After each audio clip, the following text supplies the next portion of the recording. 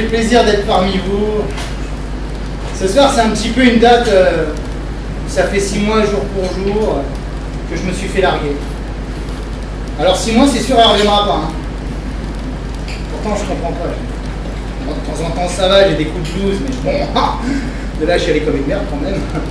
Si, ce matin. Alors, pour pas qu'on voit dans cet état-là, je me suis enfermé dans les toilettes.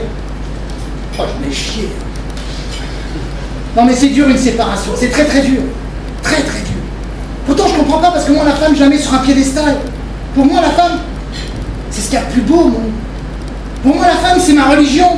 Bon, même si j'ai du mal à la pratiquer. Mais, je veux dire, la femme, tellement que je l'aime, je l'ai étudiée. Et je peux vous dire une chose, je sais que pour vivre avec une femme, il faut savoir gérer ses inquiétudes et trouver les bons mots. Et quand tu as trouvé les bons mots, eh ben, il faut les lui répéter souvent. Oui, surtout quand ça concerne le poids. Et pourtant, mesdames, je peux vous assurer, vous n'êtes pas grosse du tout. Ah, ça non, vous êtes vraiment pas grosse, mais alors pas grosse du tout. Vous êtes juste mal répartie.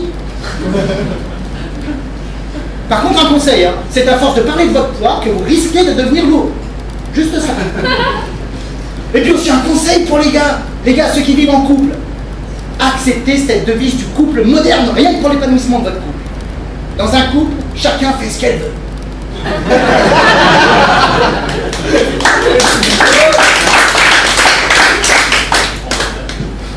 Oh, mais je les vois, les bouches de vieille, là.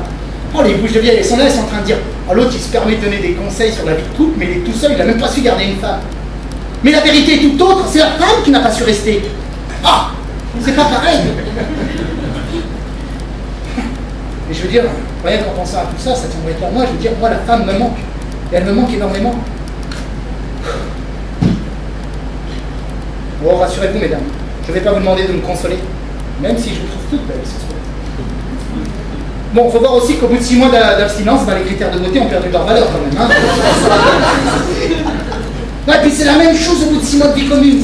Parce que le début d'une relation, c'est le temps où tu savoures chaque moment. Après vient le temps où tu dégustes à chaque moment. Douce et multiples déceptions sentimentales, et ces tristesses, toutes ces choses-là. Et moi j'ai un truc justement pour remonter le moral, je vais voir mes potes, hein, tous mes copains. Donc comme ça on en débat entre hommes, on en débat, on n'arrête pas. Oui, parce qu'une discussion entre hommes, moi j'appelle ça un débat. Hein. Une discussion entre femmes, j'appelle ça un ragot.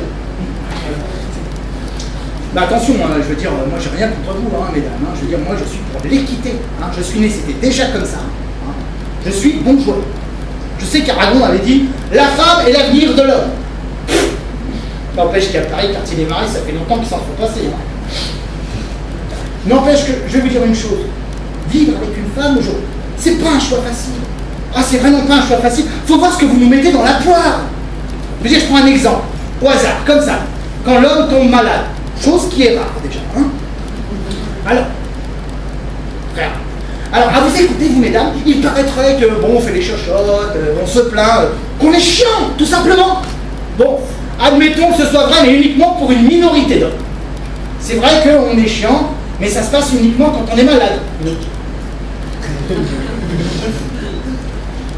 À défaut, c'est vrai que nous, les femmes malades, on n'en parle jamais, nous, entre hommes. Hein. C'est pas que ce soit un sujet tabou, mais c'est vrai qu'on n'en parle pas. Et moi, je vais vous dire tout simplement, une femme malade, pour dire un peu à quoi ça ressemble, une femme malade, ça pourrait plus correspondre à la définition, ça serait, la femme malade, la définition, ça serait tranquillité d'esprit. Un petit peu comme avant. Cette période que je n'ai pas connue. Cette période où l'égalité des sexes n'était pas de mise. Cette période où le droit de vote des femmes n'était pas de mise. Et en pensant un petit peu à cette période révolue, je garde un certain côté nostalgique. Oui, comme vous l'aurez bien compris, évidemment, ma vie sentimentale est un petit peu comme ma vie professionnelle. Elle est très intermittente. Mais intermittent, chez moi, c'est un mode de vie. Intermittent, c'est quelque chose qui c'est un don. Depuis mon plus jeune âge.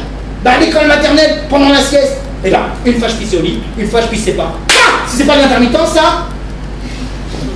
Et puis après, ça continue avec les femmes. Quand je voulais, elles voulaient pas.